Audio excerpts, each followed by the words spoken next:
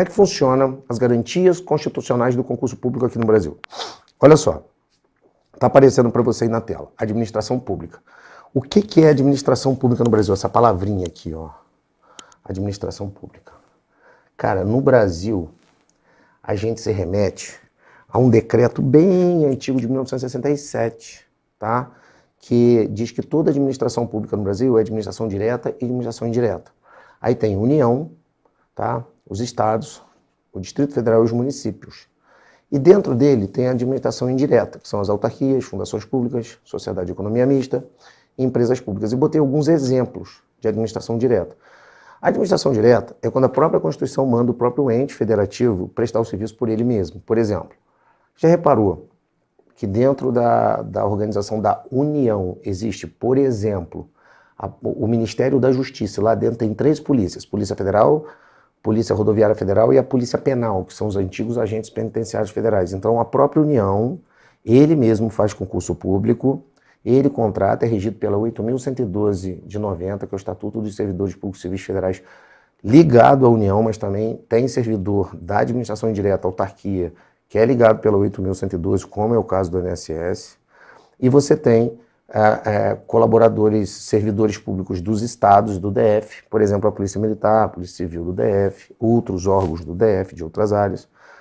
Os municípios, você tem tipo a secretaria do município, você tem a própria prefeitura. Você não vê que você faz muitas provas para CETRANS, para guarda. Só que é super interessante, porque, olha só, a administração pública no Brasil ela é tão densa, galera, que ela é assim, ó. Você tem aqui, né? Eu sempre faço aquela ideia bem fácil de você entender. Você tem a administração pública aqui. Aí você tem, ó. Eu vou botar aqui em cima, vai ficar mais fácil para você entender. Mas eles estão do lado, tá?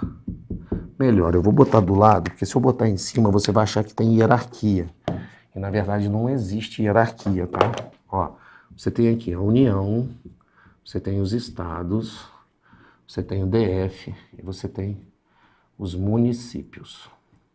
Né? Aí, olha que interessante. Obviamente, né, a União é uma, os estados são 26 na federação, é um DF e são mais de 5.000 municípios.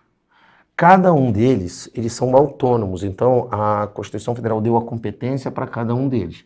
Só que a diferença da União, que é o governo federal, do Brasil, para, por exemplo, os Estados Unidos, é que os Estados Unidos, os estados são chamados de estados confederados.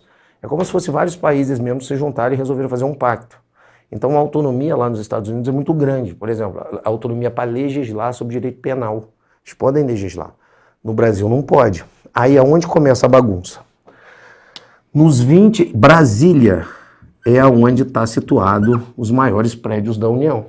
Mas se você for reparar, você tem órgãos da União em todos os estados, no Distrito Federal, Brasília, onde está situado, e nos 5.000 municípios você tem órgão da União. Aí você fala, Evandro, mas como eu tenho um órgão na União? Tem, cara, porque em cada um desses aqui, ó, em cada um desses, olha a bagunça que é o Brasil. Em cada um desses, você tem autarquias, fundações públicas, sociedade de economia mista, empresa pública. Autarquia, fundação pública, sociedade de economia mista, empresa pública, aqui. E aqui também você tem município, autarquia, fundação, sociedade de economia mista, empresa pública. Aí quando você começa a fazer conta, você fica até meio preocupado, né? Você fala, pô, deixa eu fazer uma conta aqui, Evandro. Quer dizer que se eu tiver 5.000 municípios, vezes, só dentro de Cascavel, no Paraná, eu tenho, por exemplo, Guarda Municipal, CETRANS, a própria prefeitura, e dentro da prefeitura tem uma infinidade de cargos, né? Você tem técnico, analista, auditor, você tem um monte de coisa, um monte de órgão. Aí você fala, pô, Evandro, quer dizer que eu tenho, por exemplo, nos 5.000 municípios aqui, eu tenho mais ou menos em cada município, uns 10 órgãos, no mínimo, diretamente ligados à administração direta. Então eu tenho mais ou menos 50.000, isso aqui é muito mais, tá? 50.000 órgãos. E se cada órgão tiver, por exemplo, sei lá,